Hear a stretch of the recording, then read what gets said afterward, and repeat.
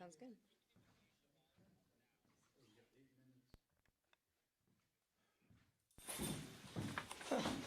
Let's see.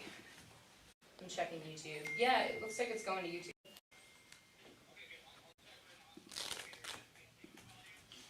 I'm gonna run home and get my notebook. Okay. All right. No, I think we're good. Thank you so much. Well, I need it for me. I was gonna say if I. Start with that one. Alrighty. We'll start when we have quorum. Larissa, explain Yes. your email to me about your email.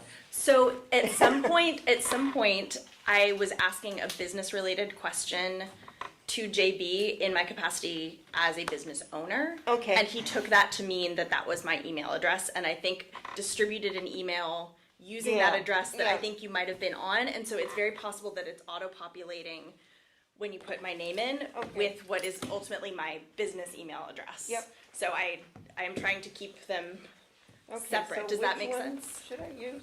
LDK or sprung at Okay. Gmail. Okay. Unless, of course, you have interest in renting a historic barn, in which case the other Yeah, one would be. I want to come over and see it, actually. Well, we're having live music on Saturday. Recording in progress. My mother-in-law is a very talented singer-songwriter. She will Nice. be playing. I have to say, I'm still fairly isolated because I'm having a Recording stopped. medication issue now. And we discovered that my immunoglobulins have been trending downward. Oh no. And they're very low, so I'm still, Erring on the side of caution. yeah, I'm still erring on the side of caution. Makes sense.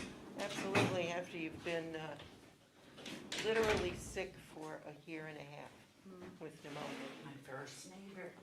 Hi, how are you? Really scary. How are you?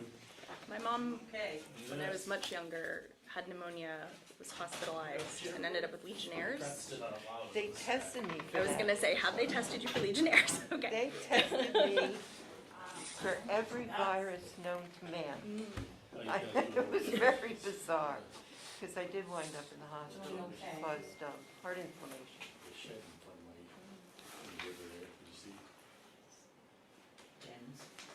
You hear us, Christine? Hi, I'm here. Hello. I should be there. Thank you. I'm seated in a blinding place, I'm sorry. Yeah, I'll be here about an hour max. Okay. Driving home tomorrow? Yes. Going to New Rochelle.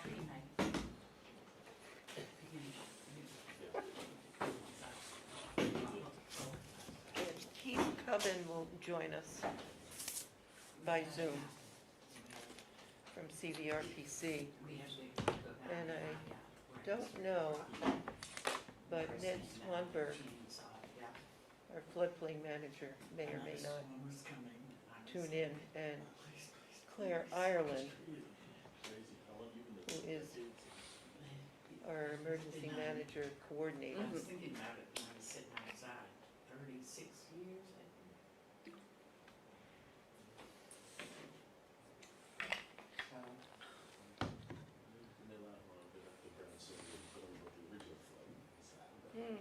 Where am I? Irene, yeah, this was worse. The rest.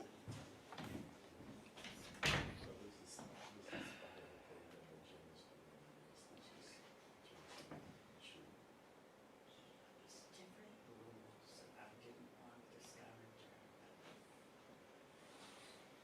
her. How are you doing, Brian? All right.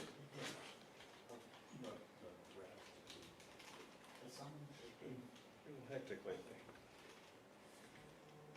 Yes, I've been hectic too. I've got to learn, really practice. You know how you stand in line, and if you don't move back with everybody else, you get volunteered? I've got to practice stepping back. Hear ya.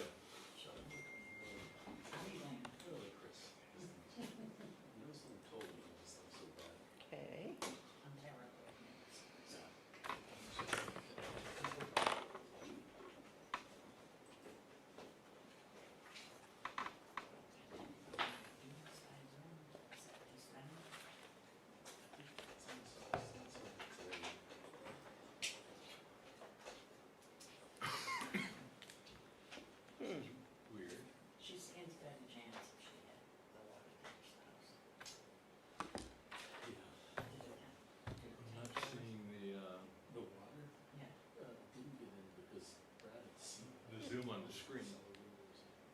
Yeah, on his on laptop. the laptop. I think it's because at the moment it's set up as if this is an external monitor, so you can physically drag the window between the two. Which one, how do I, admit people?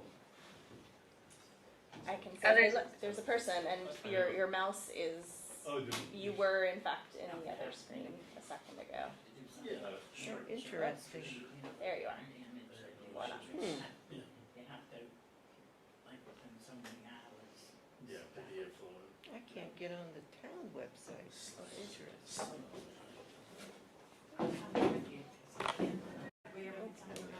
Then I can't do reading.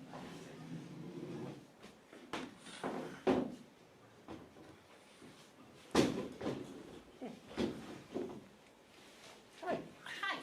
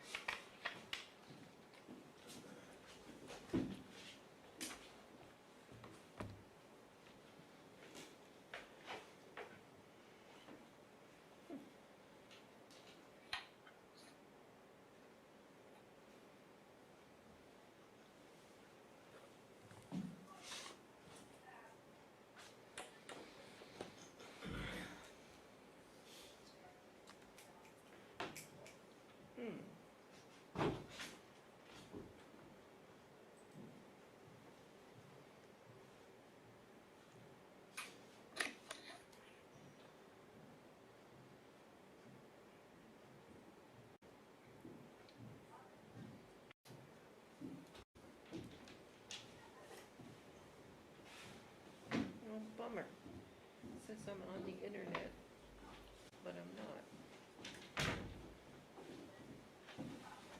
Office guest.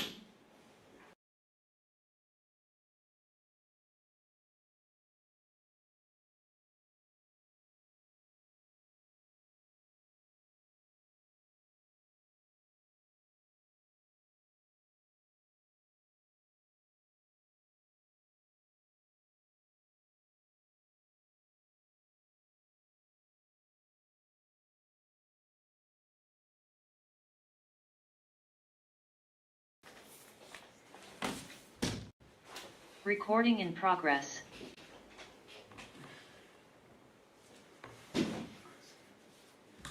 So it's 6:30, Christine, how do you want to do this? What I was thinking you would lead because you're there, and I think it's easier with everyone there. And I'm definitely going to be cutting out early. Okay, great. Well, Good it's with that. 6:30, we have a quorum. Fred was here, he had forgotten his notebook at home, so he ran home to get it, and he said to start without him, so we'll go ahead and do that.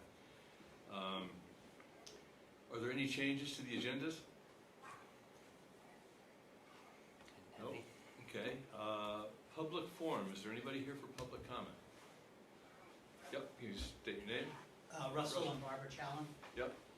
Okay. Feel free to join us if you'd like. Pardon? Feel free to join us at the table.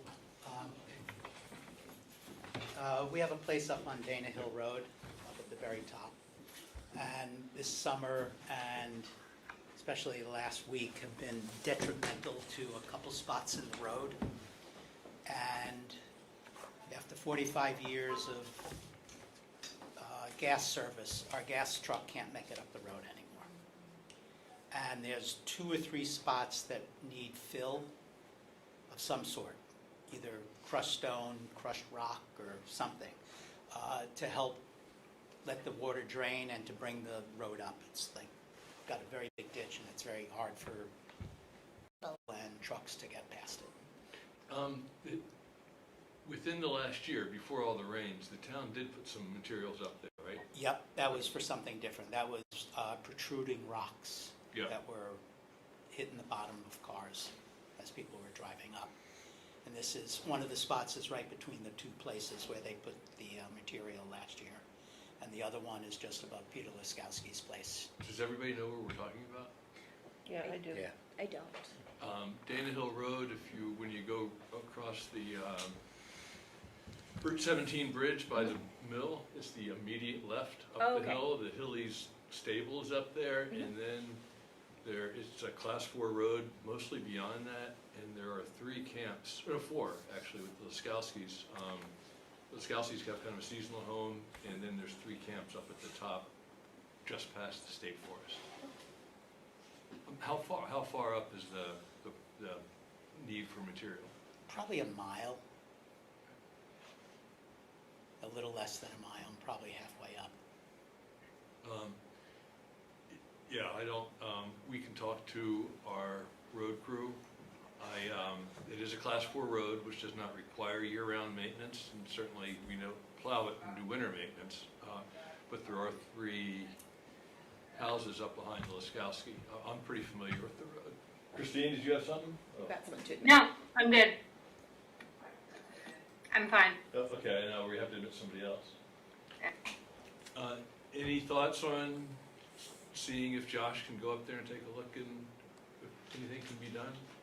I mean, it's not going to be maintained other than just, reasonable access for vehicles. But, Oh, you asking me a question? no, I guess I'm asking my fellow board members. One thing I can do is that I can check what the summer work plan is, because it might already be on their list. Doubtful. Was this storm related or? Oh, definitely. I mean, Okay. last year it was passable, and now it's really deteriorated. Yeah, I haven't been up there since the storm. I did hear from one of your neighbors that it was passable, but not very easily. Which neighbor? Kenny and Richard, Okay. in a truck. So, so we'll check with our road crew and see Yeah. if there's anything that can happen. They've been Okay. fairly busy lately. I'm sure they have. I'm more than happy to, if they go at a certain time, meet them there and show them the spots, but I think they know what they are as you drive up. I expect they'll find them. And I guess in the meantime, when do you need a gas truck up there? It's not like an immediate need right No, now. I would say by the August? even October. Okay. Just so I have something in the winter. Yeah. Okay. All right, thanks very much. Good. Thank you. So we don't have any liquor license applications for festival permits on the agenda tonight, which brings us to the local hazard mitigation plan. We're moving right along here. Oh, sorry, before I make sure, are there any other public comments or anybody here for public forum? We are waiting for more of our neighborhood, I think. We live along Shepherd's Brook on North Basin Road, Okay. and I was asked, Yeah, my name's Chris DiMaggio. I own a property at 470 North Basin Road. I've been in communication with some folks after the first storm around potential biome program that's out there, mitigation projects that are available potentially, and we was having some great communication with folks from the town around that, as well as some of the neighbors. But I became aware of a past mitigation plan that included some content that the mitigation was not approved and that there wouldn't be any mitigation moving forward. So I was just sort of coming here to see where that stood, if that decision was made prior to the present situation I can down talk there. to this. I spoke, I knew that you were gonna come. I communicated with Jen Grant, Yeah, okay. and I know North Facein Road. Mhm. And I spoke today with our floodplain manager for the region, Okay, and I can talk about it as we go through this public hearing. I just talked briefly, he had some time to spend with me today to talk about the issues that you face. And this is the lower end of North Facein Road, correct? correct. Yep. So just so I'm clear, this is not a public forum, but it's in the context of the hazard mitigation plan that we're going to be reviewing I tonight. guess so, Yeah, yeah. I'm curious about that decision, and if it was weighing in the present situation. I'm not sure if anyone has been down there. I believe there was a site visit, but clearly, the Shepherd Brook watershed is an important branch of the watershed of the Mad River, and there's quite a bit of debris now that's in the river, from sheds to plastics to trash to rubber to ceramics to basically everything you can think of that would, Trees. Metal. that would be dragged from a garage or a shed. So with that in mind, I'm sure no one's happy to see that happen. I mean, I'm not particularly, I don't wanna say I'm not concerned with my property, but the overall picture down there, if there's not gonna be a mitigation plan, I think it should be, I would assume everybody's aware that if it happens again, it will be continued to dump trash and rubber and debris into the river. In fact, I recovered some belongings all the way down to 100 at 90 North Basin Road, so it's quite trashed, to say the least, so no pun intended. So just curious if that's being weighed in, if there's no mitigation plan or no buyout plan or no nothing, then. Okay, so why don't we go through the presentation of the I new can, hazard what, I was mitigation gonna say, plan? why don't I just go right ahead and just tell them about my conversation with Ned today. I guess it would be helpful if we kind of got into the hazard Sure. mitigation plan first. Okay. And Have had the the bigger context. context. Yeah, I think the context would be really helpful. Okay, so Can I just, I'm sorry, this is Jen Grant, I'm on Zoom. Sorry, I couldn't be there in person, but I also am a property owner on Lower Facein Road, North Facein Road, so I'm here as well. Thank you, Joe. What is your plan, Alice? okay, so my plan is, I'm watching for Keith Cubbin to come on from CVRPC. So the overview, and I can't get on the internet, so if you did want to put the plan up on, I need somebody else to do it, accessing it from the town website. I'm an ex-techie and I'm failing here. So there is part of our emergency management planning and our planning for the town. We do every 5 years, the town creates local hazard mitigation plan, call it LHMP for short. And what happens is we get directions from FEMA. They have a template of what they want in this document, and it also gives us a chance to assemble a committee that can put together, take a look at all these things that FEMA gives us in terms of descriptions of what we have done in the past, what we're looking at now, and we do a lot of ranking on hazards. Like, what are the hazards that we need to be prepared for in the town? And the whole point of it is if we keep up with this local hazard mitigation plan, we are eligible for the highest return and the highest rates for the emergency relief funding. That's the ERAF funding that the state gives out, matching the FEMA. First you go for the FEMA funding, and then there's state money that you can, funding you can get. Once we get this in and established, we get a bigger pie from that funding. It goes from the 7.5 that we're at now to 17.5% of the pool of the state money. And that's really the overarching purpose of keeping up with this plan, is to make sure that this town and its residents in a disaster get maximum funding relief in an emergency. Throughout the plan, what happens is it's a very large document. We discuss the town itself, then we discuss the kinds of things, hazards that the town has had over a number of years. We go back, obviously to Tropical Storm Irene, and now we're looking at the effects of climate change. And we're not saying climate change is coming. What's happening now in the state, especially with the actual climate action plan that the state is doing, and the state hazard mitigation plan. the whole point now is it's here.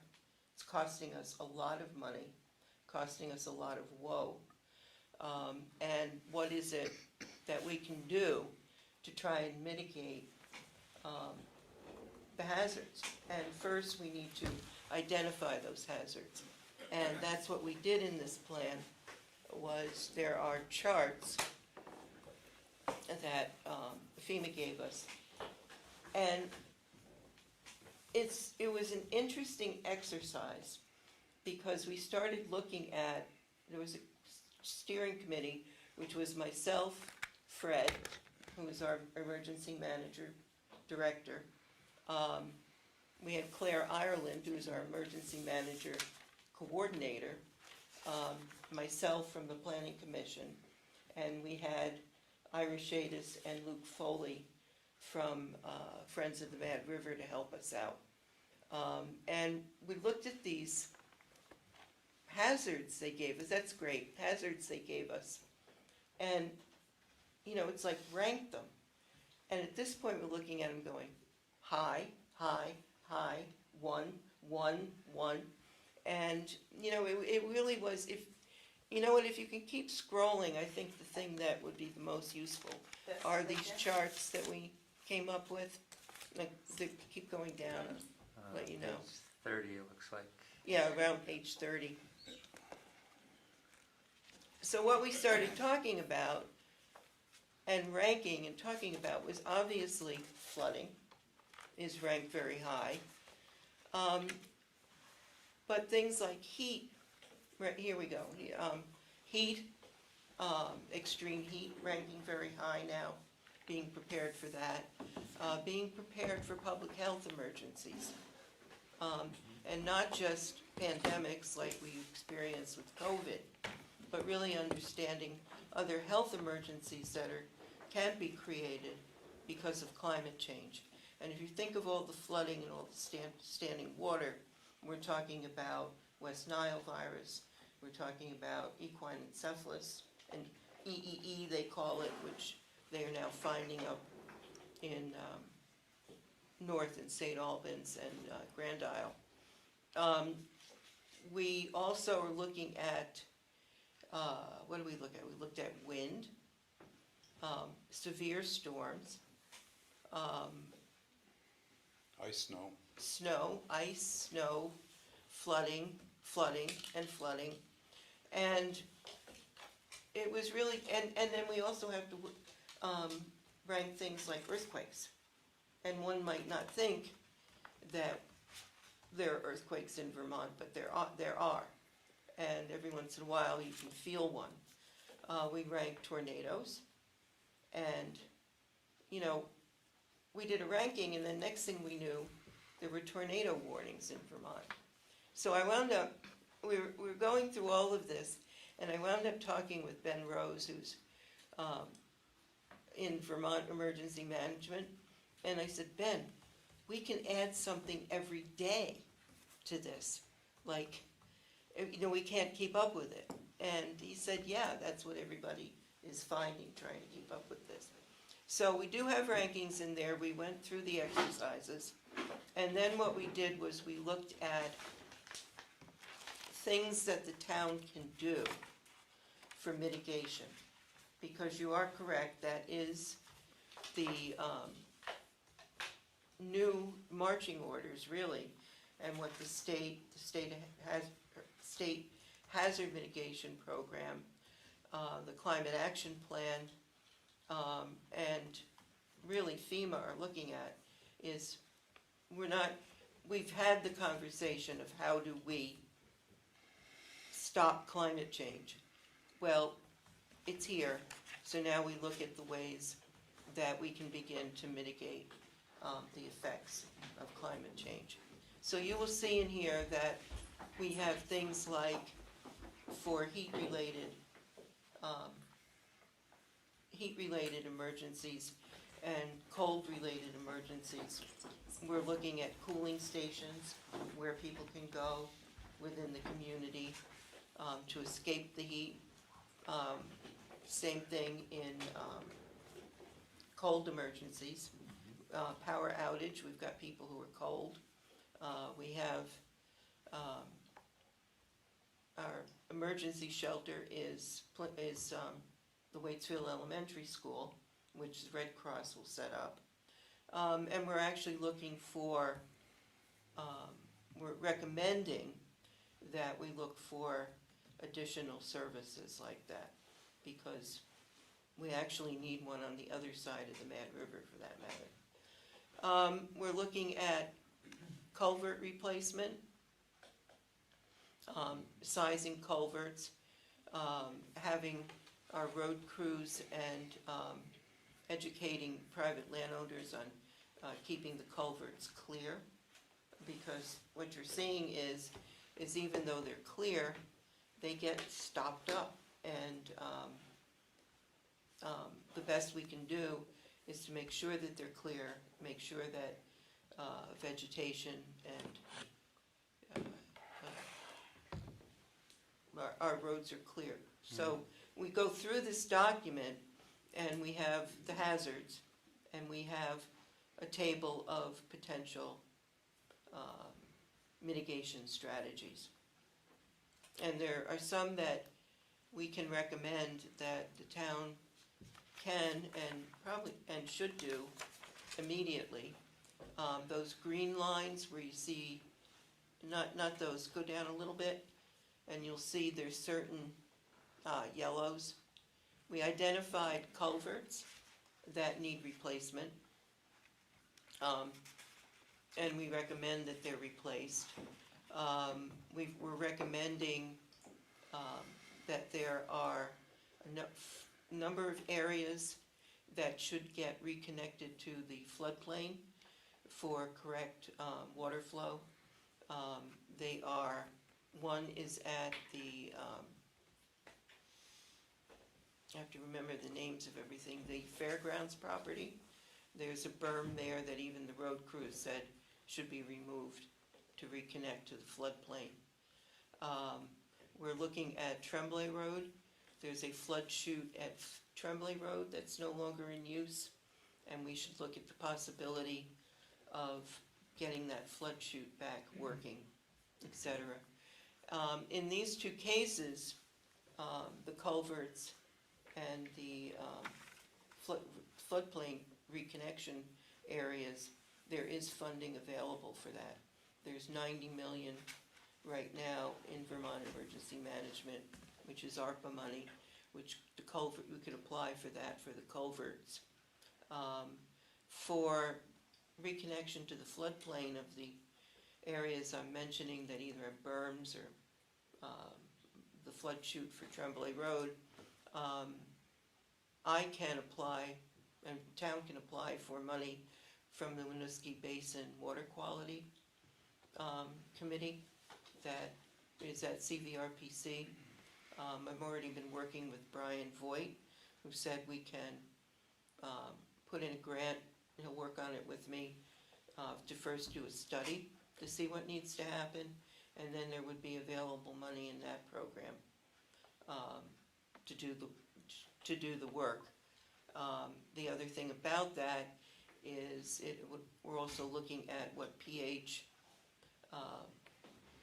reduction we can get from these kinds of projects. So those are the things we're looking at. It's a long document. I've learned an awful lot. I really compliment Keith, who was our consultant that we hired from CVRPC. Is Keith with us? He is now. Just now. Just Oh, now. Yeah. good. Okay. Keith, Can I ask a question? I don't know, is this a time to ask a Sure. question, Sure, Alice? go ahead. Specifically about the table? So in looking at that table, and I'm assuming I can't see what's on the screen there, but this is Jen Grant, by the way. Yes. I'm Say, assuming I you're can talking screen about share, but then I just Appendix need to B, make sound. I'm sorry? the mitigation. I didn't hear what that person just said. Sorry, we were talking about screen sharing, which we're not doing now, so the folks on Zoom, you aren't able to see what's on the screen, so we're gonna Yeah. we can fix that. But go ahead, Jen. Okay, so in that appendix that lists all the potential mitigation plans, there is one very specifically that calls out Shepherd Brook, which myself and Chris and Elaine are all very concerned about, as well as other neighbors. And it, talks about what the potential mitigation would be, and then the 2024 update was that the town has chosen not to pursue this action.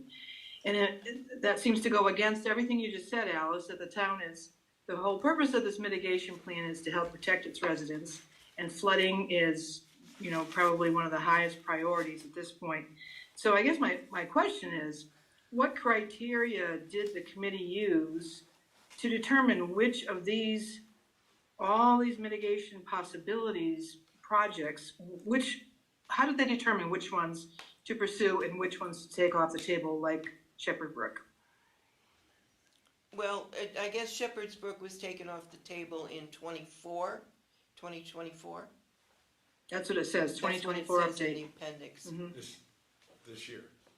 I'm sorry, Yeah. 2023, it was. It says I don't know when it was taken off, but it says 2024 update.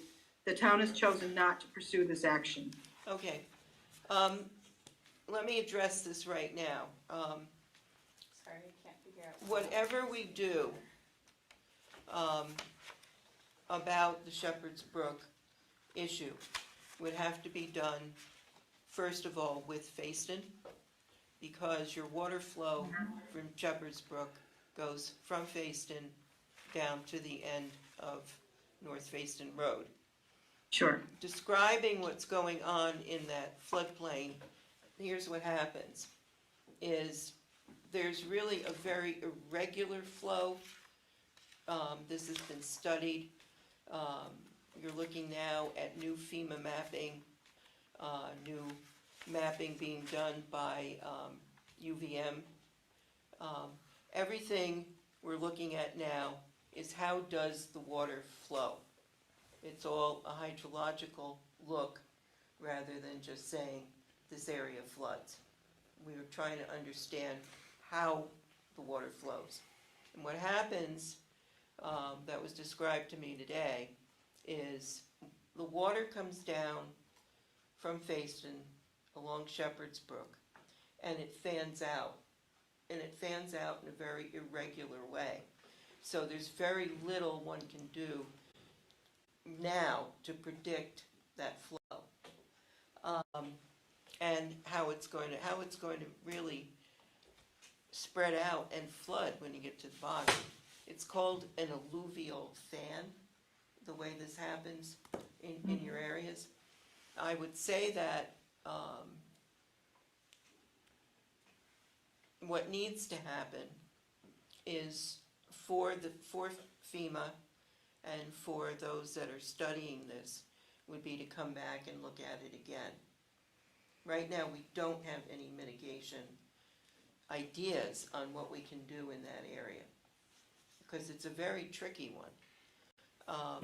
It's because of the way the water flows and spreads out in a very irregular way. It's I mean, very random. It's But- random. It yeah. is some places and I not know, others. I know. Can you, I'm sorry, can you say exactly what portion of the plan you're referring to, so I can? I what think, page? it's Appendix B, and I believe it's page 46, maybe? Thank you. 40, 48, But- 49. 48? Yeah, there's two references to Shepherd's Brook, one on 48, one on Oh. 49. Okay. I'm talking about the one, the top of the page talks about dams, and then it goes on to Shepherd Brook. Yep, okay.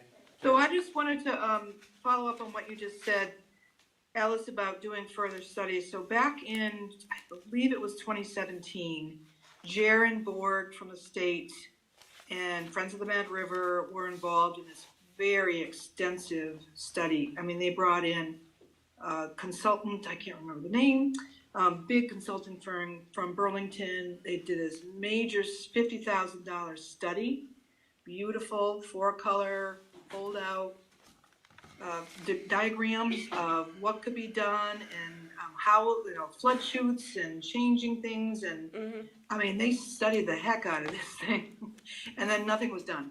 So all that time and money and effort just was a waste. So it's just, I'm sorry, it's just a little frustrating to hear the word study thrown out there again when it's been, this many years and all that effort was put into a study that didn't go anywhere. Keith, can you talk to this? Because we've been talking about Shepherd's Brook. Yeah, that's it. To be honest, I definitely did as much background research as possible. To be honest, I never found that study that you just referenced, and I'll definitely go back because if there's any projects that are listed in there, I mean, I'm sure I would think the Friends Yeah, Irish Mad River should have a definitely copy, have, but absolutely. yeah, that's it. I'll definitely follow up because there is Okay. especially like flood chutes that can be funded through funding, and there's others that are much faster than any of the FEMA type processes. And Yeah, we'd love right. to get those projects done. The culverts and locations that were prioritized, generally in this is the secondary access route for the town of Waitsfield. So if Route 100, as we just saw this summer, is inundated or blocked for some reason, that's why, there's plenty of projects. We could have kept going and created a list, but if you're thinking of a 5-year plan of what might be possible within that 5 years, definitely tried to prioritize both access to the town garage and access on that secondary network to get to Pony Farm Road to be able to get to Moortown, to be able to leave them out. But I would think that, so Shepherd Brook obviously, leads right into the Mad River, and it goes under Route 100 at that bridge there. Yes. I'm surprised, actually, that it hasn't been taken out over the past couple of years with everything else that goes on. But I would see that would be a very vulnerable area, that would take out a major area of emergency egress.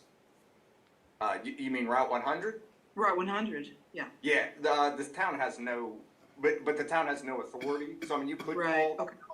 there. That's entirely yeah. the beat. So there's really, we were trying to stick to what the town actually has some control. Obviously, we can advocate to V-Trans, but we can't make them. And their decision. I never saw that study, that No. report. That never made it to emergency management. Let me send it, because I do have Alice's email, I don't have anyone else's. I'll send it to you, Alice. Okay. You can distribute it, yeah, it was quite extensive. I wonder who had it. Yeah, 'Cause I've we're never trying to seen it. remember. I've never seen it. Yeah, I've never seen it I either. vaguely remember the Yeah. Friends The Friends? doing it, yeah. The Friends, Friends of the Mad Yeah. River. okay, I'll make sure I get that to Alice. I was talking to Chuck Martell recently at the Waitsfield Selectboard, who became aware of new river mapping. I don't know if it's inundation mapping or river erosion hazard areas for Shepherd Brook. So I understand there's new information. Yeah, and that's what I was gonna say, there's new information coming out all the time. UVM is doing a new mapping, looking at how the river flows. The FEMA maps are gonna be new, and they go by quadrant on how the water flows geomorphically. And the emphasis now is going to be more on how the flow of the water and understanding the roles of the streams and how the floodplain works, to try and understand where the inundation's going to be and where the hazards are going to be. So this is all evolving. It's also evolving with A&R.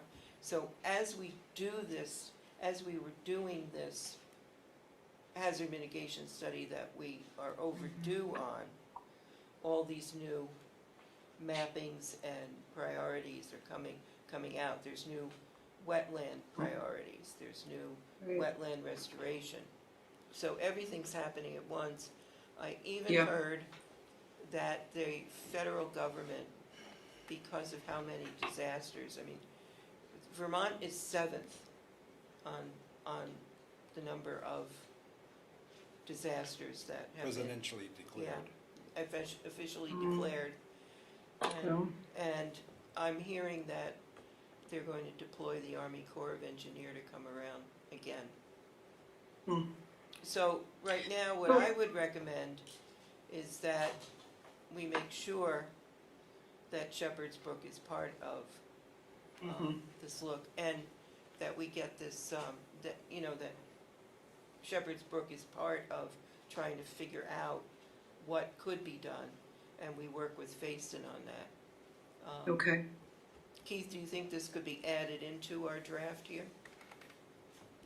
Yeah, we can definitely put it back in. I mean, this is a living document, so at any Yes. point, if something comes up down the road, you know, a year from now, anything can be incorporated. Just the select board would have to vote to adopt any new actions, mitigation actions, or anything into it, and then that can be added in, and that does assist, you know, in competitive scoring at the FEMA level.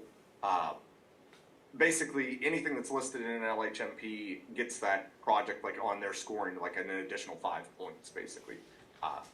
You know, you can get a project in without having it listed there, but it definitely, they like to see that, you know, FEMA does, you know, for hazard mitigation grants or brick grants.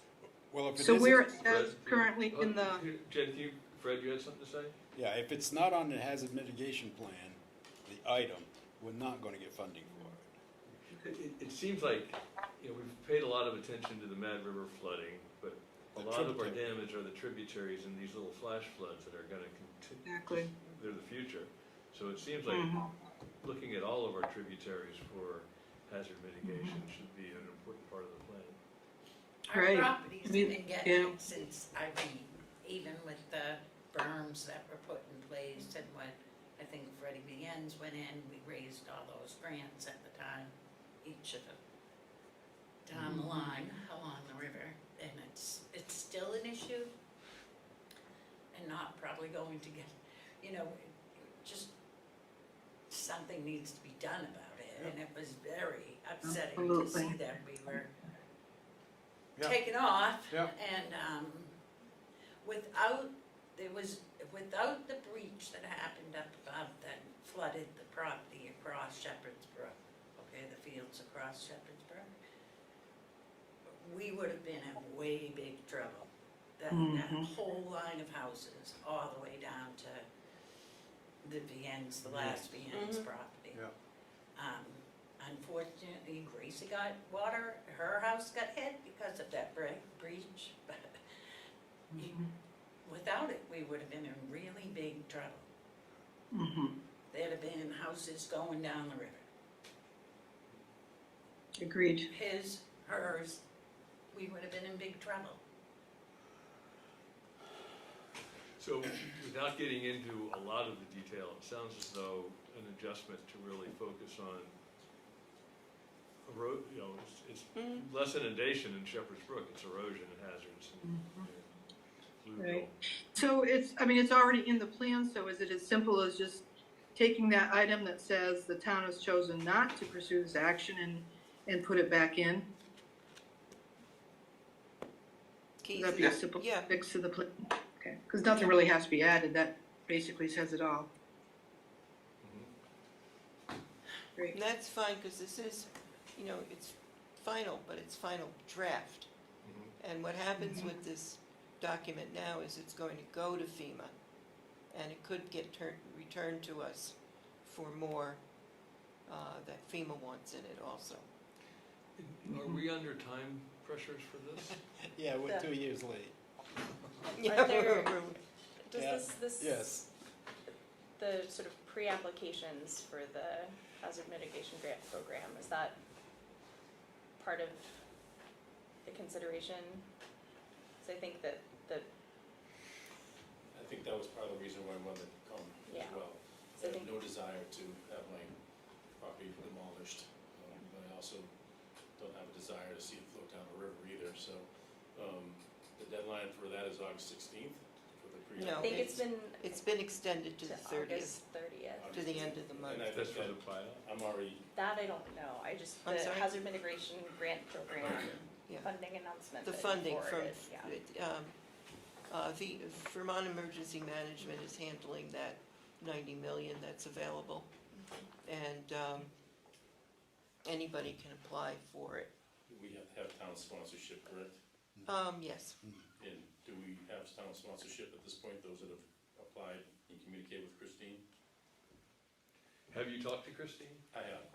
And how, I mean, She she, communicated. as you know, likely we are short-staffed, and Christine has been Yeah, she helping out. She sent me an email saying, is there anything I need to do further with regards to officially requesting town sponsorship? She says, I think I have everything I need.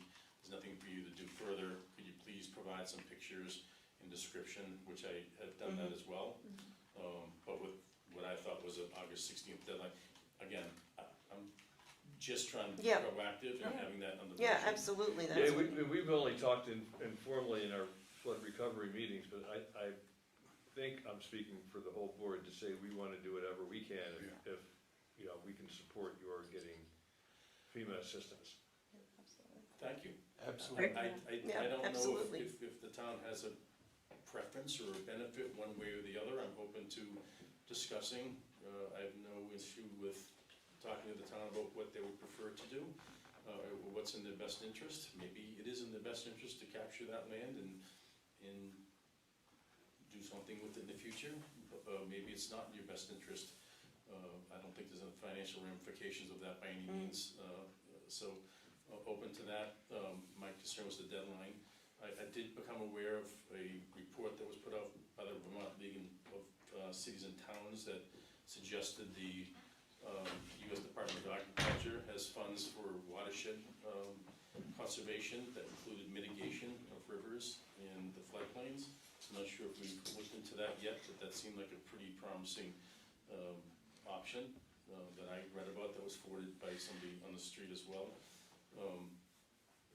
Again, open to any options. Don't have a desire any one way besides not losing my investment on the property. But again, as someone said, you know, it's property, not people, right? It's a driveway I lost, it's a lawn I lost. My tenant who, I don't live there, but my tenant is an important employee to a very important town here in the Mad River Valley. And that housing is important for him, and that company is critical to them. And without that property, it affects a lot of people. That said, again, not here to ask for anything or to drive conversation one way or the other, or pretend I'm more knowledgeable than anybody else, but deadlines are important, especially when working with the government. So I wanted to just, understand where we were in that process, so I have it in my back pocket. What I read is that it can be canceled at any time, even at the day of closing.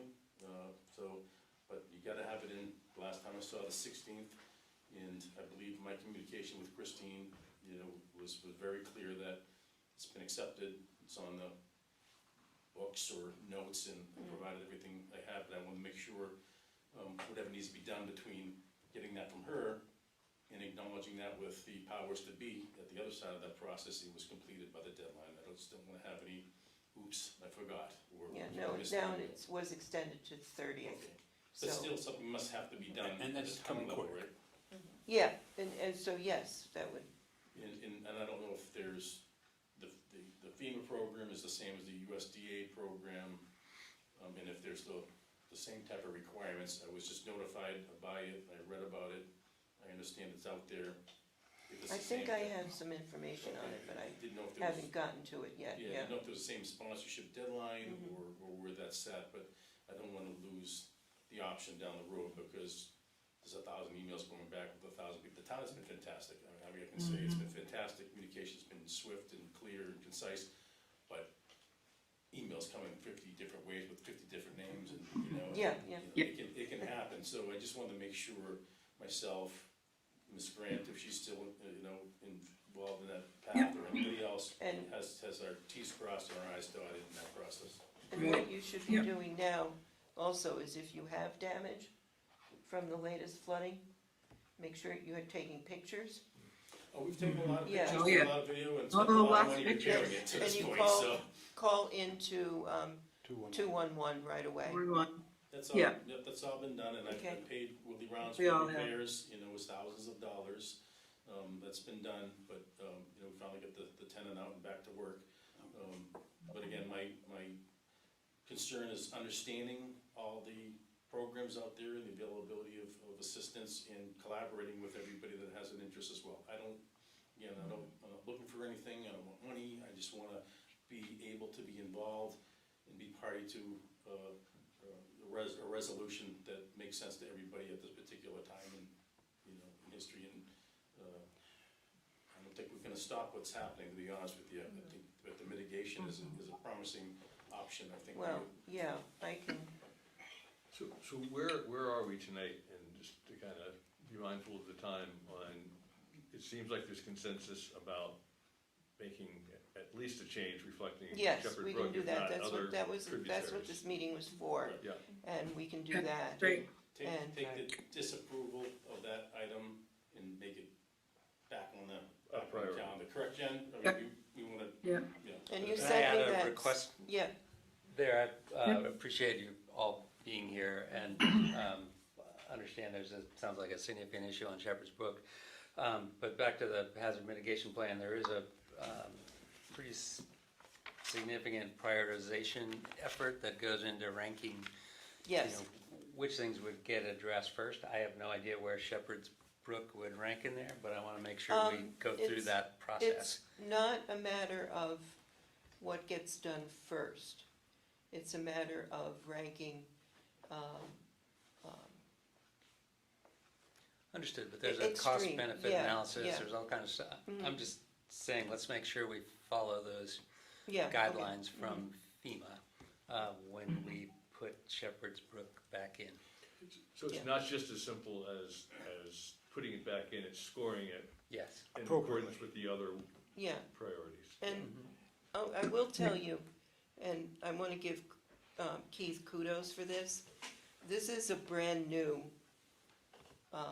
format and a brand-new marching orders from FEMA. All these charts and everything are new.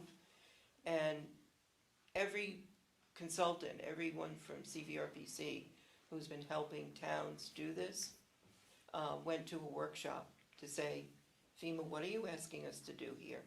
So even everybody's had what do we do? I don't understand this. And some of these columns changed, like there were political reasons, and we're going political, and those actually came out after the workshops. So this is, and like we're trying to continue to say here, is this is a living document. It's not meant to be one and done, because things are moving so fast and they're so hard to try and capture in the moment of what's the most critical.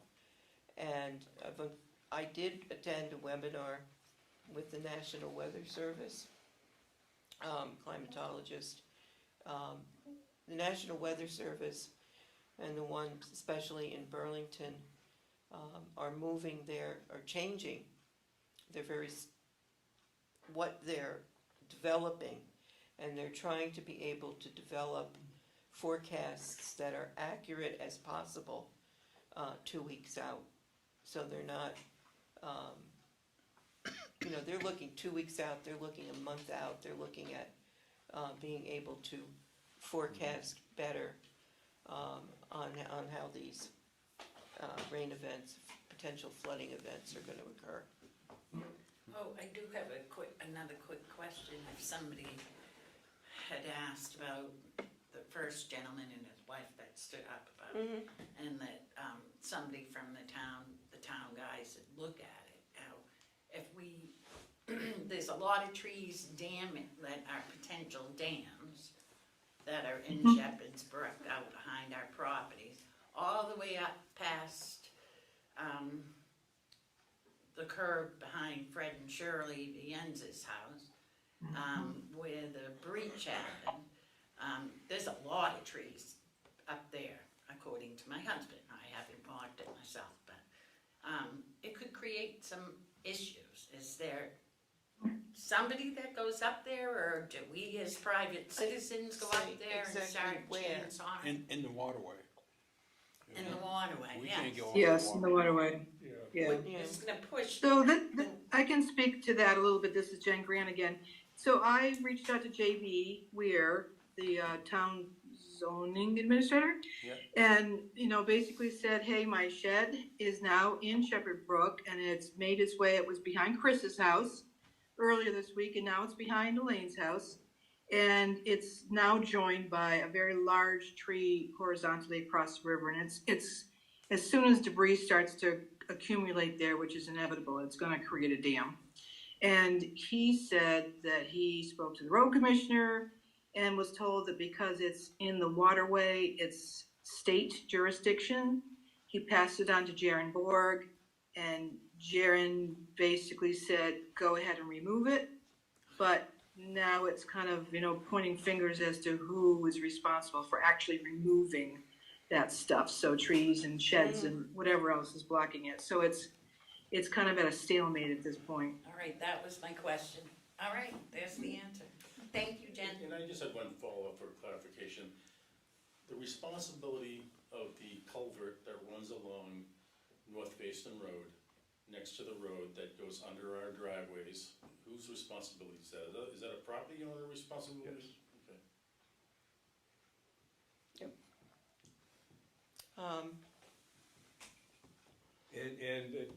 The town does not have the authority or the capacity to go through all the streams and rivers, so it Yeah. really does fall on property owners to try to move debris out, unless it's, at Of the a culvert waterway? or- What's that? Of the waterway? Yeah. I was referring to the culvert next to the road. Culverts. Yeah, that is Driveway. the private, that's the property owner's Yeah. responsibility. But is there any regulation or permitting that identifies the proper size of culverts or how they're installed? It feels to me like you could do anything you want and, put a culvert in there that's not gonna protect anyone from downstream. And there's no jurisdiction in the town to say, that's not a proper culvert, you need to, put something bigger, or you need to put more rocks, or whatever. Only It when just you feels get a like this- driveway permit, and if a culvert's Right. within the right of way, the town Yeah, right of way. but when they fail, because what happened here on North Face, and I don't even know how far up it started, but I know it started at least at the Bienz's. Theirs failed, and then mine failed, and then Chris's failed, and it's this domino effect. So if one of the culverts upstream is improperly sized or constructed, it has this Cascade. Cascade wide-reaching effect, cascading effect. So it feels like if nothing else, the town at some point should be inspecting these to say, hey, you need to upgrade your culvert, it's not efficient. That's above and beyond what we're talking about today. Yeah, definitely. And before we wrap up, I just want to go back, and this will be my last comment. I really didn't give an answer to, was the pre-application process officially completed on our behalf as requested?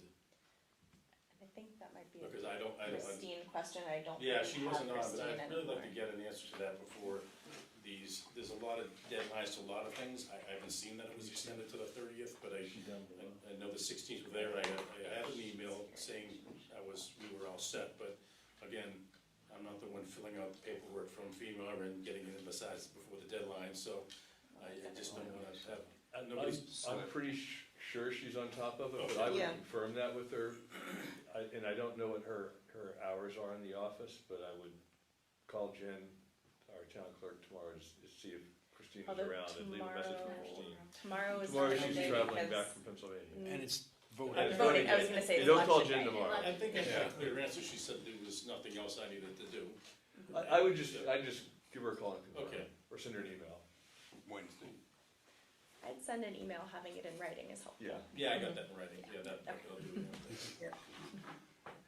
So what do we need to do tonight? Okay, what we need to do tonight is Keith, Fred, and I will make the changes that were requested tonight. And then what we need to do is, there's a form there. Yeah. And we need signatures on that. What we need to do is actually move it forward to FEMA. What's our deadline on that, Keith? So, what I mean, from my perspective at CVRPC, I would recommend you preliminarily adopting the plan with the change that was spoken about tonight for Shepherd's Brook, and we'll do that ranking to put that in the appropriate order. But that preliminary adoption basically lets us submit that to VEM. They'll send it back once they have their edits. Once they review it, do the edits, we can then work through that edit process. As long as there's no major revisions to the plan at all, we can then just complete those edits, resubmit the plan to where they actually send it into FEMA. But as soon as we send this into VEM, hopefully here by the end of the week, that will automatically give you the interim status for your plan, which allows you to apply for those hazard mitigation projects and also increases your ERAF score back to the 17.5%. So, and then we If will the have federal a fi- declaration comes through for this latest flooding, you'll have that highest reimbursement rate possible. So then we'll have another opportunity to adopt the final plan after we. No, actually, it doesn't even have to come back to the select board unless there's a major revision in it. Because we're gonna vote tonight on accepting this plan with the edits that we have spoken about tonight. And keep in mind that it's not static now. Yeah. That we can make changes to this and we- additions. We just have to vote on it, that's all. We just have to get it. It's a working document, it's meant to be a working document. As things changes, we can add and subtract items, Yeah. but it takes a vote. And just a second, Kurt, so everybody, we're comfortable, like, adopting it with amendments as you guys. With our amendment that we had, yeah. Kurt? Yeah, I'd like to share a few comments. One, I really haven't been following this process closely until I read over the plan, before the meeting tonight. And there are some sections here that relate to the Conservation Commission. And so we haven't had a chance to share any specific input on it. And as I read through it, there are some areas where I think we might want to add some other features to it, and also, I think, correct some things. As an example, there's reference to floodplain access, on the Austin parcel, the fairgrounds, and the Tardy parcel.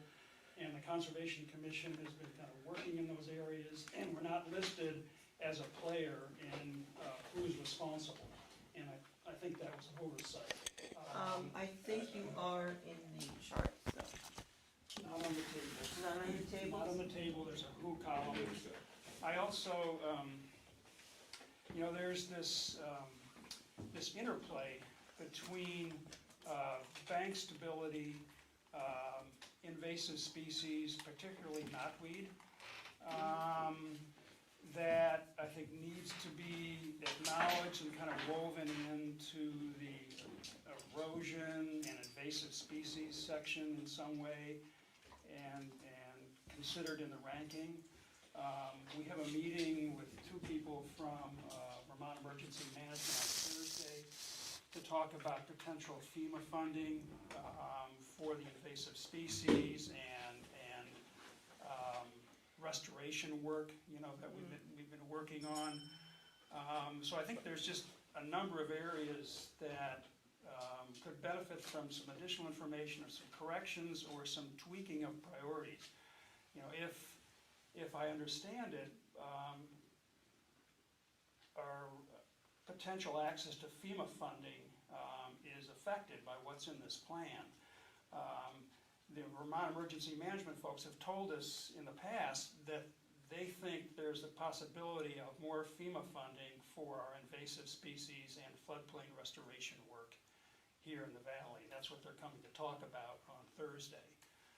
So I don't know how all that fits with what you need to do in terms of timing and approvals, but I think it would be improved with some additional consideration. Another minor point was, it says the town will generally follow the guidance from ANR on invasive species work. Well, I don't think that necessarily should be the case, because the state of Vermont does not have great guidance on invasive species management. We look elsewhere for the latest guidance that we're using here in town on that.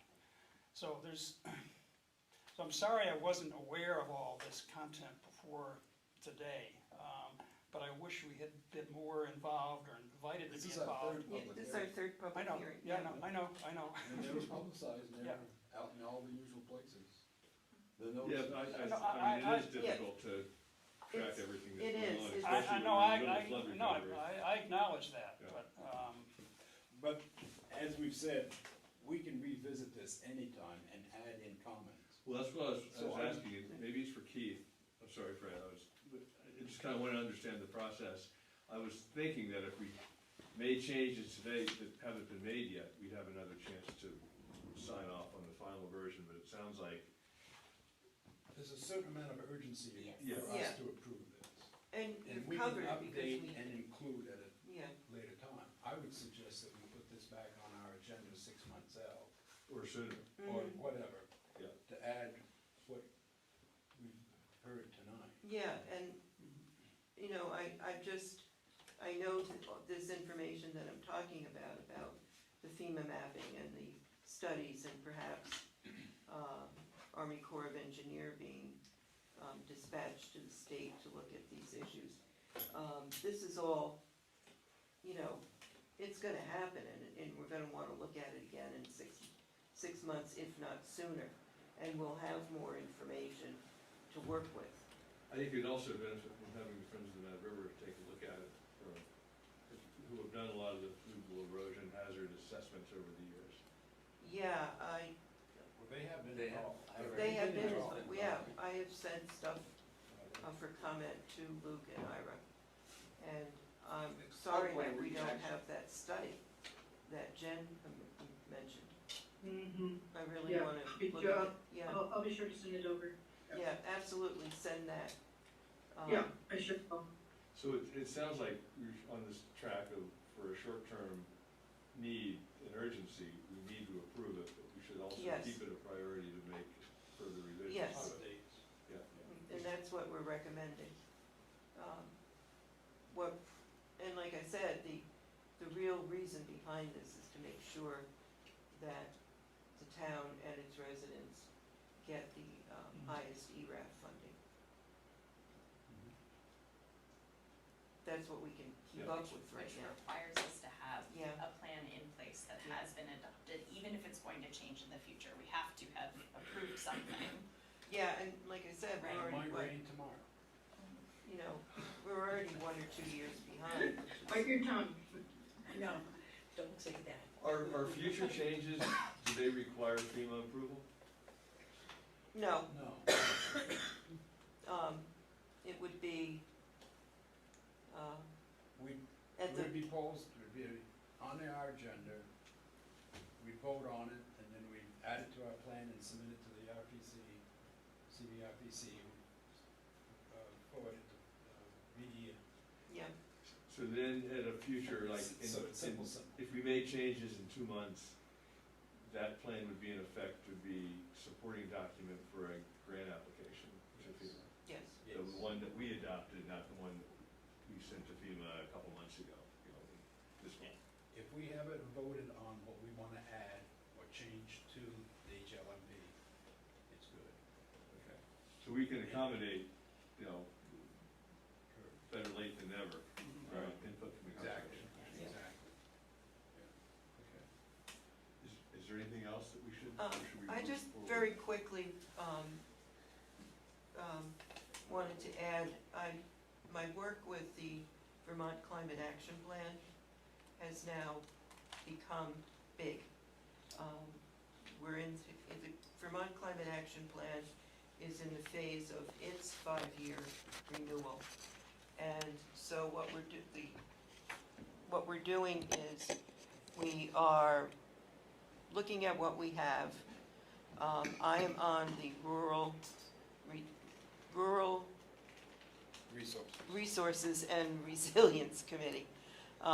It's so many committees and acronyms for me anymore. And what we're doing is we have split into 3 forces to identify what needs to be added and edited for the current climate action plan. We're looking at what has never been in there, what needs to get in there, edit with new information. And again, the overarching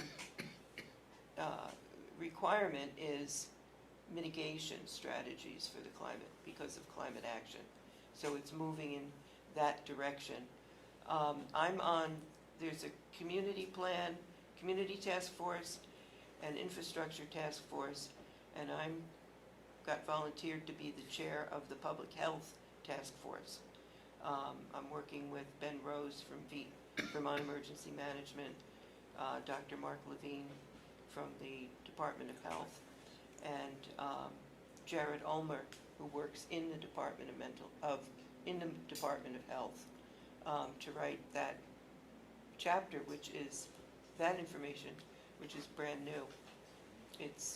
We have a clean slate to look at public health and what needs to be considered, the effects of climate change on public health. Does that have an impact on what we need to provide a motion on today for the hazard No. mitigation?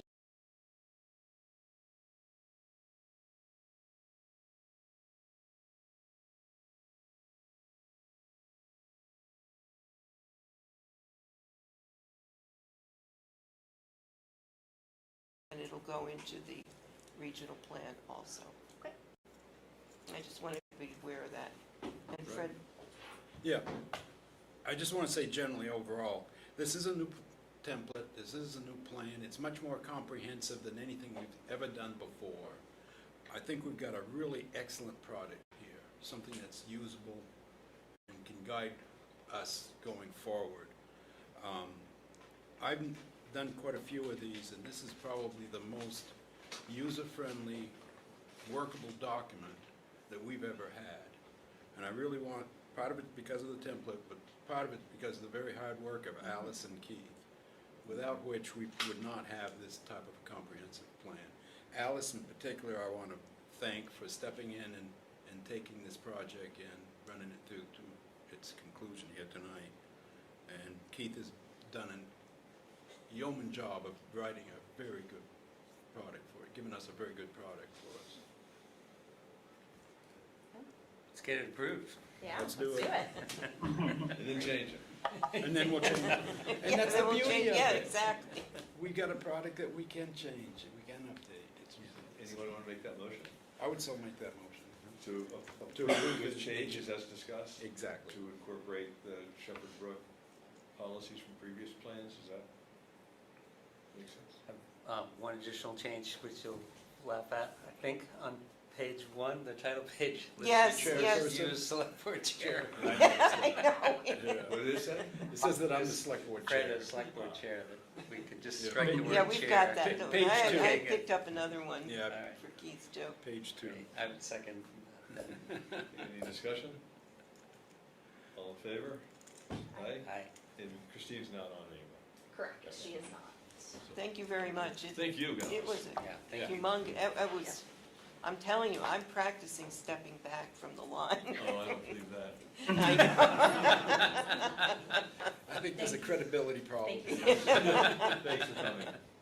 We Well, also thank you. get Thank points you. because, working on the river corridor bylaws now with Brian Voigt at CVRPC. And that's in this, and we get points for that.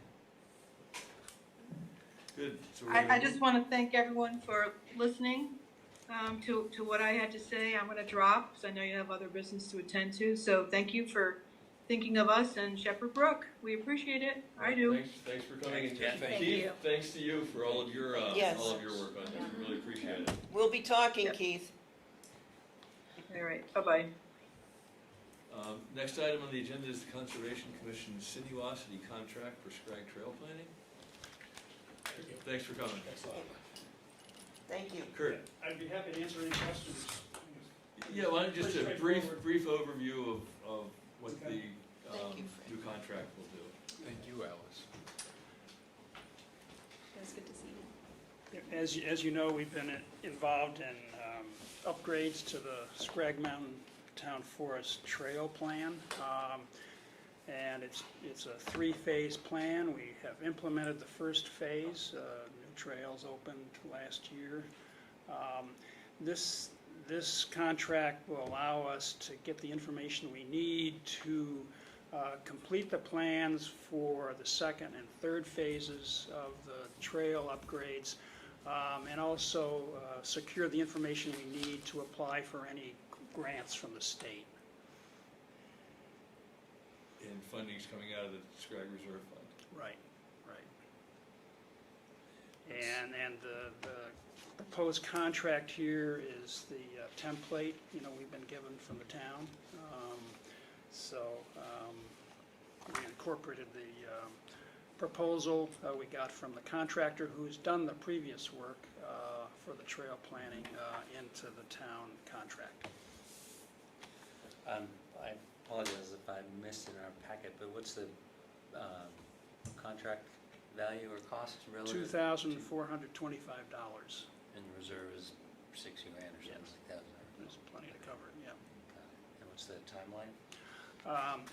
We're looking to have several components of it completed this year. We'd have the information, should we be eligible and decide to apply for state funding in the next cycle. Some of the other aspects of the contract deal with permit and grant support. That'll probably kick in maybe next year, early next year, if needed. Thank you. I have a logistical question.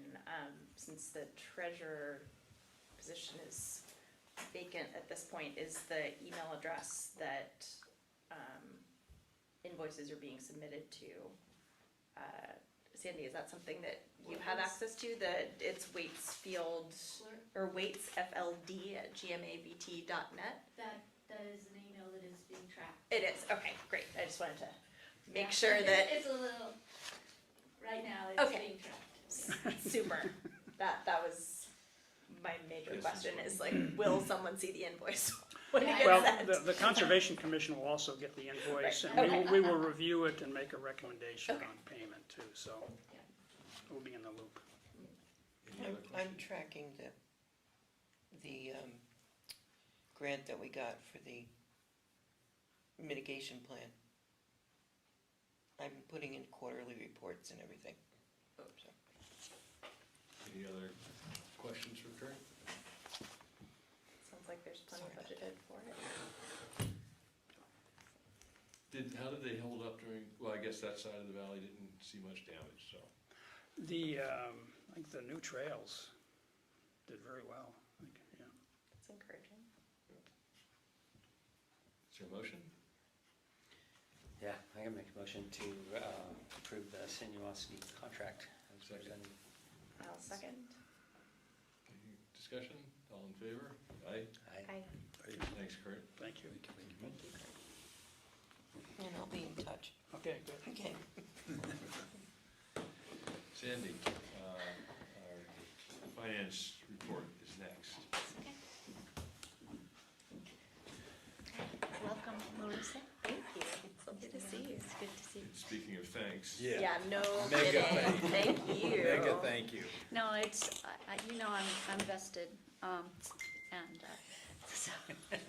so, what I really wanted to do as soon as I could is, as soon as things settled, I wanted to make sure that you had an accurate picture of where you stand as of the end of, June 30th, 2024, which is the end of your fiscal year, and so I wanted to be sure that I would come and give you that information. It is in the same format as you've seen for years, with a memo, a one-pager, which is a summary, and because some select board people like to see every little thing that's attached, but it agrees what's here.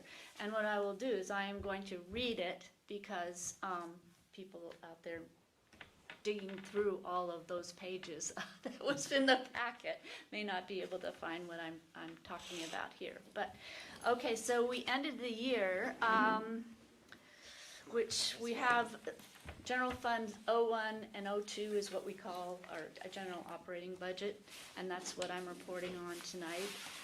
It's the aggregate of these funds were made up the town budget that was approved way back in March of 2023, so it's a ways back. But it's, what we're trying to do now is put 2024 behind us, get a good handle on 25, and we're gonna be jumping into FY26 real soon. So, and it's hard to go to 26 if you don't know 24 and 25. So here we go. 101% of the budget revenue was received. Yay. 90% of expenditures had been paid. Another good. And that adds up to about 291,500, which is a substantial chunk of change, but when you look at our overall budget, it isn't a huge percentage. We're like off 10% or something. But And that you're saying is the surplus, and on the unassigned fund balance is the 291. for 1 year. Yeah.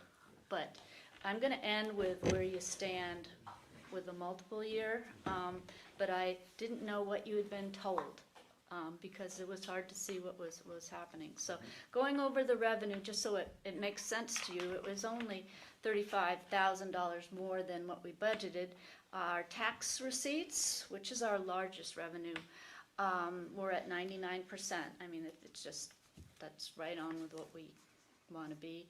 And the delinquent taxes as of the end of the year were $107,000. This is 1.3% of total property taxes and is consistent with the past due amounts in previous years. So our people aren't hurting, or they don't appear to be unable to pay their taxes any more than what normal. Interest income, that was the shining star. It was higher based on the exceptionally high yields. And we were sitting on a little bit of cash there, quite a bit actually. Zoning revenue was up, and current use reimbursements were higher than budgeted. So, you know, that's what makes up why we had higher revenue. Do you know why current use was higher? Were there more? Do you know why current use? I have no idea. I wasn't here. It's really whatever the property that is in current use. Yeah, what's almost- happening you had with more them? enrollments. Yeah, and if maybe if I'd been here, I would have been. Mary Jane could probably tell you that, but Yeah. I don't really know. Or you could look into it. There were very few areas that we were over in expenditures. There again, yay. And the overage that we did have were very small, less than 10%. The areas that were substantially under projections was a couple of areas where you put money for paving projects, $65,000. We didn't spend that. They put some money, $15,000 for a town garage. We didn't spend that. There was an MRGP grant match, which is we always put in the budget, was $7,500, but we didn't need it. Town office operations, which isn't usually under, was by about $22,500. We didn't do a lot of repairs. I don't know. That's Well, I don't actually a know that- topic for I was gonna say, I don't know that was necessarily A good good thing. I thing, know, because that's we right. all know that You're deferred right. maintenance is I know, scary. and we didn't buy a computer that we always buy. We didn't, things we budgeted for, we just didn't get to, it seems Wait like. till next year. I'm with you.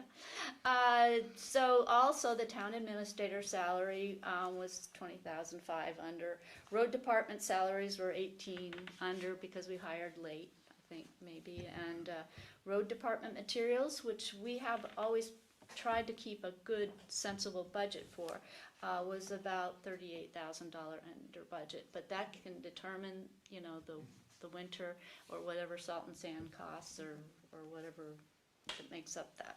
Employee benefits, which is always hard to tell. 49,000 under budget, mostly because we've just been winning the lottery on health insurance. Our employees have been taking the buyout, which is just amazing. Won't always happen and may not continue, but we budget for a reasonable amount and then protects us so that if we have new hires that have that need, we have the money for it. Presumably some of that's because of the 2 vacancies as well, the Oh, yes. admin and treasurer. But more so, we have an astounding number of people that take the, what is that, $1,850 buyout. And, you know, it costs $6,000-7,000 just for a single plan, you know, I mean, and we're, you know, it's really, we've been very lucky, but it doesn't mean it'll continue.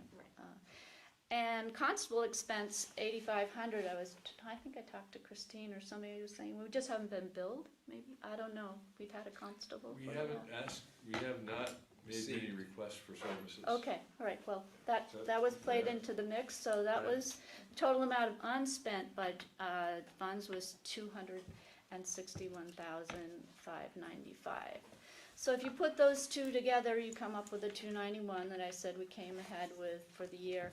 And something that wasn't clear was the previous year unassigned fund balance. I had an audit amount, but I'm not sure you got the message of what it was.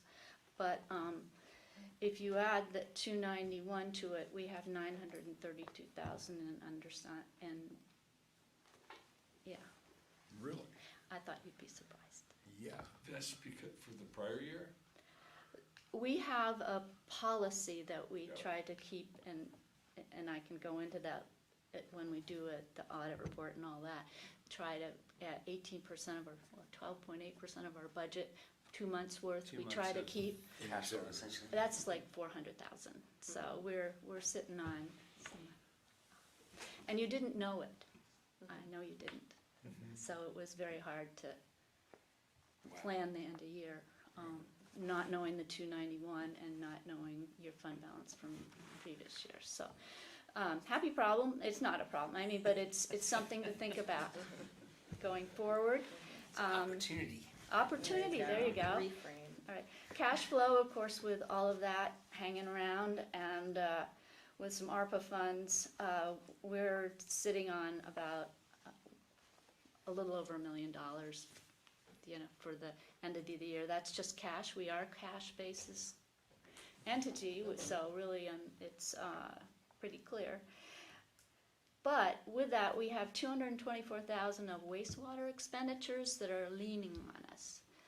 And I haven't looked into that yet, but that project, of course, will cost money, and then as we make requisitions with the grant monies or the loans that we'll get reimbursed. And with the You'll have upfront expenditures that will need cash to manage So- cash flow. part of me and Christine wants to talk about, you know, perhaps a CD, you know, for some monies. But I would think we would need to know the cash flow for the wastewater project before we sort of finish the. Right, so Yeah. with the 1.1 million, the account balance is after payment of the 224 Yes. wastewater. Yeah. And we're, there's like timing milestones we have to hit, but we should get 100% reimbursement. Yeah, no, Yeah. and it's not unusual, Yeah. and it isn't like hanging around for years, so it's not like it's a problem, it's just that it's with a project that big, and our budget isn't that big. Yeah. We need to be sure that we stay on top of the requisitions, That's, so that we can Yeah. get the money, because it could easily overwhelm yeah, that's my concern. our operating funds, Yeah. okay?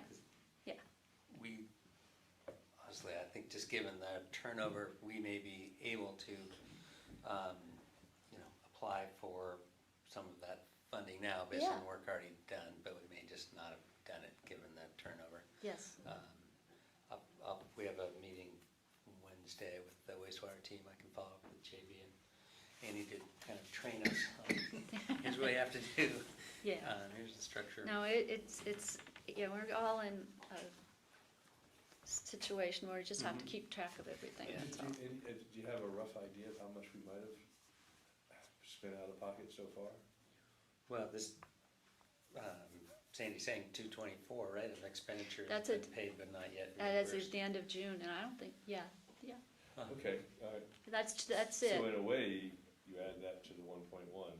Yeah, but ARPA has another 300,000, Yeah, we're sitting, so it's like Yeah. this way, that way, We have ARPA money and yet we're spending wastewater money, and we have a fund balance of 932,000, so you see, we're right in there Kind with of that a- million. Yeah, okay. So, Makes sense. it's a cash basis, so it's pretty Yeah. clear. Yeah. I always try to track loans, just because we used to have way too many, but now, it looks to me as of now, we have a new loan agreement for the 381,766 state revolving fund for the wastewater planning. And then, of course, the town approved general obligation bonds in the amount of, it's scary, the 15 million, but, we all understand what that is. And so, that's all I know. We aren't borrowing for paving or anything else, or haven't yet. And today I spent all day tracking grants, the way that the auditors want it. I mean, they want certain things, the grant agreements and the receipts and where it was coded, where to go. The auditors are here now. They'll be here right after Labor Day. And that's primarily my job, is to do their checklist, and I'm sending them things all the time so that we'll be able to hopefully waltz through that okay. I was surprised how many grants there are. I mean, I'm down to 7 today. Some of them are little. There was a little one for emergency management, Yep. but that was tricky because it wasn't the full amount. I mean, it was, Yeah. but anyway. Anyways, I'm getting through it. Capital purchases, I always try to tell you about that. We did purchase a Ventrac tractor for about 75,000 and a trailer last August. Not this August, but the August before, and used combination road equipment reserve and ARPA grant monies for that. So that's my report, and I hope that kind of summarizes it up, and newbie person. I was gonna say, I will probably have questions for you at a later point, if you're, No, have no. the time. I know you're very busy, but I'm Well- also trying to make sure that I understand things before we actually get into. Well, the budget season will really, you'll learn a lot there. We have an excellent capital plan, and that's really kind of what's gonna save us, I think, not save us, but it really is better than most towns have. So, when you get to that, it's probably the hardest part of the budget, is understanding the capital plan, and of course that changes every year, but, okay. I have a related question, and I talked to Christine about this, and I think she mentioned it in her notes to us. Are you familiar with the issue around the ARPA resolution obligating the funds? I've been working with her on it. And the recommendation is we re-obligate them? That our resolution may not have been, It's really hard to find. It was on the consent agenda. yeah, Don't know, the copy of it was hard to find. It wasn't signed. I would think that we can't hang our hat on it too much, and why should we? All we have to do is another resolution. We need to have a plan for the ARPA money. Christine is really spending a lot of time yeah. and with me trying to figure out where we are with it. And things change. Yeah, I mean, we know what we've spent, and we know Yes, we have it in absolutely. reserve, but we need to obligate it to make sure it doesn't get clawed back. Yeah. Oh, absolutely. Yeah. Right. And it's not too late. Yeah, okay. It's just there was a $181,000 resolution to spend on salaries that just, it didn't have any legs. No, I know, we Yeah. thought we were following the lead from VLCT. And they did, we just didn't carry it out. And it would have been interesting, I don't know ARPA, it's a very unusual type of grant. Yes. But paying for operating salaries that are already budgeted seemed like a bit of a stretch. Yeah, it was my recollection, it was kind of a catch-all that we could use. We uh, could. In order to not have to detail every penny that we were spending on every, No, everything. and it probably was a plan, but we didn't, Wasn't documented. we didn't, well, with it not being, the resolution not being signed and not carried out. Yeah, still think, I mean, my report would look a whole lot different if I had $181,000 that I took out of the operating budget for the road department and town administrator or wherever, and used ARPA money, then this would have been higher. yeah, But there's still opportunities to spend that money. We just need to, be sure we do it before the end of December. And actually spend it, obligated before the end of this year. And Spend then it. spend it by the end of the next year. end of 2025. Yep. Any questions for Sandy? Not at this point. Not at this point. Well, just let me know. Yeah, huge thank you. Thank you so much, Yeah, Cindy. Thank you. Thank you. No, it's, I think we turned the corner. I mean, because I'm getting caught up with understanding, because I wasn't there. But, okay. Good luck with the auditors. Yeah. Have a fun time. Yeah, I always do. Different kinds of fun.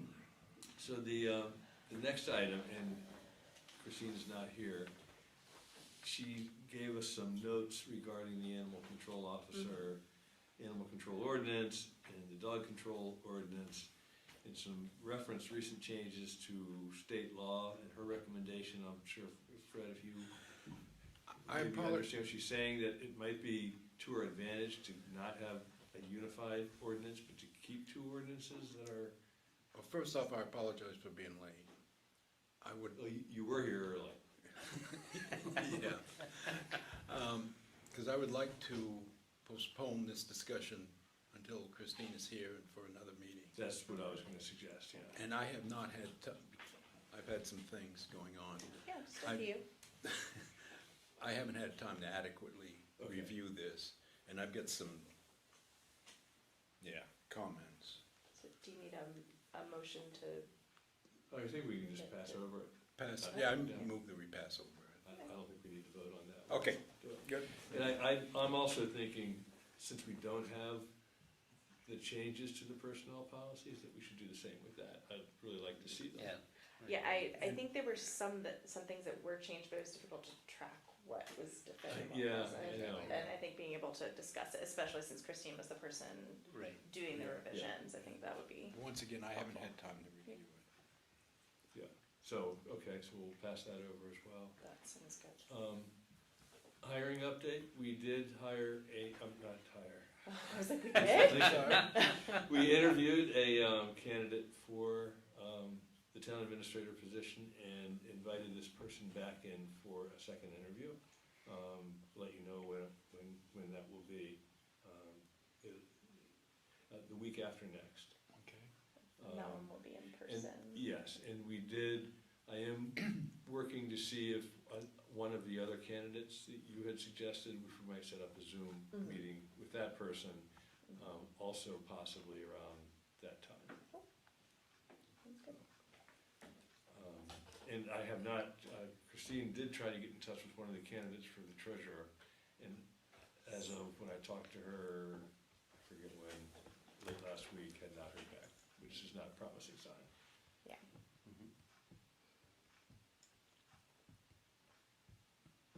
Okay? Guessing somewhat related, we'll likely lose Christine in her part-time acting role soon as school I was starts gonna say, up. when does that start up? I think next It's week. gonna yeah, that's pretty soon. So, let's see what we can do about that. Just to flag this earlier, but there is a, that's old. Wasn't there was a festival permit application tacked onto the end of our packet? Is Yeah, I that thought so too. the Manor Valley Craft Fair? Yeah, Oh, right. Yeah, I thought I saw that. okay, I she had mentioned that. I didn't Oh, see that. that's But right. then when I texted her before this meeting, she said there was none. I'm just, I'm vaguely Fifty-third. remembering having the read something. dates on that festival would kind of That's, have to hit. that's Tonight. Labor Day, right? Yeah. Yes, yes. Yeah, so Kind of that was a needed mistake tonight. passing over that. It's Crafts Fair, August 31, September 1. Yeah. Um, This is, what page is this? Yeah, This is long. page, Long running. Yeah, 53rd annual. yeah. It's been the Kenyans for They've got Page it down. a couple of 116. decades, right? It has 53 the only, years. Has it been the Kenyans the whole time? Oh, no, I think so. But at least for, a long time, at least 20 in the years. beginning. Yeah, the only thing that, I don't know if it was just not included in the packet, I think there's supposed to be some sort of written agreement between the owners of the property and the folks doing the, The event. doing the event, and I didn't see that, and I also am guessing they're probably not super worried about it, given how long they've done this, but I just, am I making that up?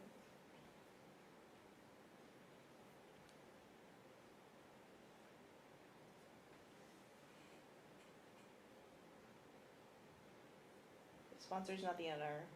The owner's written consent must be submitted with the applications, item 7, I didn't. I don't think we've ever done it.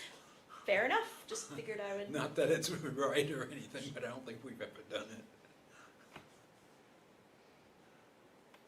So, do you wanna, I move that we approve the permit. No, is that a motion? That's a motion to approve the permit. I can second. Second. Discussion, all in favor? Aye. I,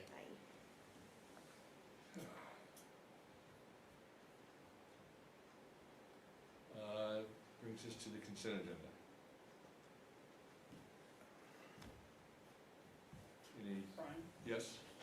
One reason I stayed, I just wanted, given the whole treasurer situation, I just wanted to make sure that the payments for the interns for this last pay period got on your consent agenda for tonight. I don't remember it. I expect they're in the warrants. Okay. Wherever they're supposed to go. I want to make sure they arrived. Yeah, I saw your email, and Christine confirmed that she received it, right? Yeah, okay.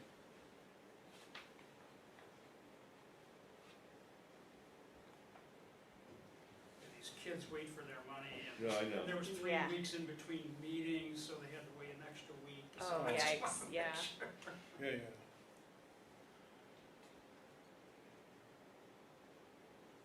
It's not specific to the consent agenda.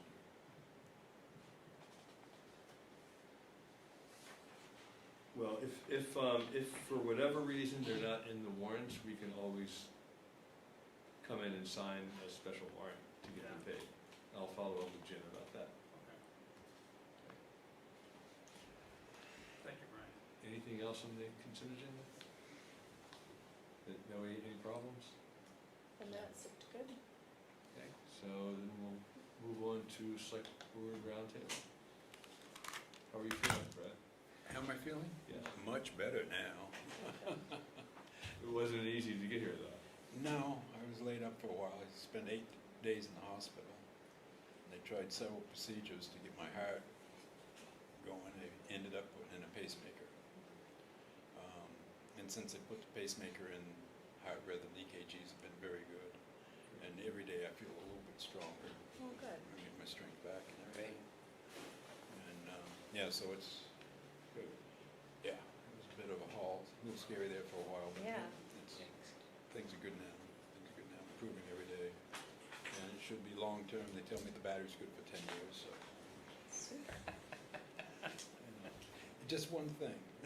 Should I have some sort of incident, that very new AED machine that I was so proud of getting in here, don't use it on me. Don't use it on me. That's important. It'll void the warranty on my pacemaker. bracelet? Wow. Do you have anything else? Tropical Storm Debbie Mm. came through and didn't do any, blew down some trees, pretty much the only thing. But a couple of really positive things came out of it that I'm really pleased with, and that was pre-storm. We had excellent communication between fire, the ambulance, the road crew, and we now have 3 people on EMD. Alice has been assigned as assistant EMC. She's been very invaluable throughout this. So we had great communication, which is probably the first time that I was can. gonna say, I feel like the last time that we had an emergency meeting, you remarked that communication was not great, so this is a significant turnaround. This from is a that. significant turnaround. We all started networking ahead of time, letting people know, and I was really pleased with that. And I hope to keep it up, and I feel positive that it will be kept up. And another really positive event is I had a discussion with Peter Culligan from the Valley Rotary. He headed up the spontaneous volunteer effort for Facein, and I'm talking with him to take over that role for us and maybe for the whole valley. So we have a trained cadre of people who can occupy the Masonic Lodge, which is our volunteer headquarters, and take care of that important part of emergency management. It's all in discussion. The Rotary has not voted to accept the mission, but it's very positive that we get some people that want to do that. And as you know, I've always been concerned about the organization of spontaneous volunteers, since there's so many of them so quick and everything. So we got a cadre in there ready to rock and roll when something comes along. I'm really excited about that. So I'll keep you posted as I talk with the Rotary going forward for that mission. And I had a meeting, the executive committee, the steering committee of the planning district, and we'll want to put on the radar kind of valley-wide emergency response and recovery, and, you know, partly for just better coordination, communication between towns. Yeah, I spoke with, yeah. I think that's an excellent idea, because anything that hits this valley is probably going to hit more than one town, and things are only getting more frequent and worse. And yeah, I think an idea of eventually having a valley-wide emergency management co-agreement, MOU, office of, whatever, however we decide to put that together is really an excellent idea. As far as the volunteers are concerned, they can already start in working on a valley-wide type of process. That's an easy one for them. They just, so I've talked to training for them and everything, but yeah, the idea of having a valley-wide Office of Emergency Management or some coordinating. I mean, the EMDs coordinate ahead of time. In fact, before last Friday, I talked with my cohorts, and we were ready. But I think it needs to be raised to a higher echelon, select board echelon, and, you know, maybe come up with a formal MOU in the future or something like that. Speaking of So that when something does happen, we don't have to worry about bits and pieces, and we can coordinate as a town. And under ICS, we can easily do that. So that was actually my question, was I saw that ICS 402 getting us trained, or Yep. select board members trained on that. What is the easiest way to go about engaging in that process? Okay. Because I missed the last one. Yeah, I would suggest the ICS 100, you can do online. It's 2 hours online, and it's a better course than a 402. Okay. The 402 is an executive summary of what ICS stands for, Okay. Incident Command System, Mhm. and it really doesn't give you much depth. Okay. It just gives you an appreciation for. So it's 2 hours. I really Okay. encourage to- everybody to take that course. So if I just hop online and Google ICS 100, I was gonna say, how do I Yeah, not a actually problem. engage in the? I had some computer problems. Did you folks get the new LEMP? the 24. Yeah. Did you get it? There's an annex in there on training that I added this year. And if you didn't, let me know, Alyssa. There's an annex in the LAMP on how to Okay, get your training online. all right. And if That was there's all any, part of, that was in our packet. and that was in your packet, but if there's any problems, let me know. I'll ship it out to you again. Okay, great. That- I know where to look now. Yeah, I really promote the ICS 100 Okay. over the 402. In the hazard mitigation plan, 402 is what's recommended for select board members. That's why Yeah, no, that's the general recommendation, but I'd like Waitsfield to be just a little above bit- and beyond. Yeah, Okay. overachievers. Fair enough. And it's only 2 hours, it's not, that's, if you're having a bad day. That'll make it better? It takes 2 hours if you're having a bad day, you can probably do it in an hour and a half. There you go. Any other select board roundtable? That's Me it. neither.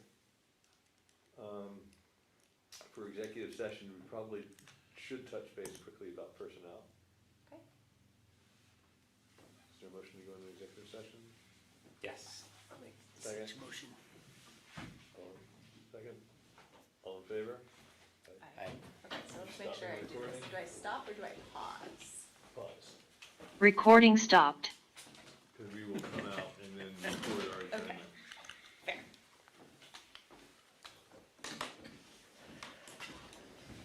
Thank you guys. Thank you. Yeah, of course.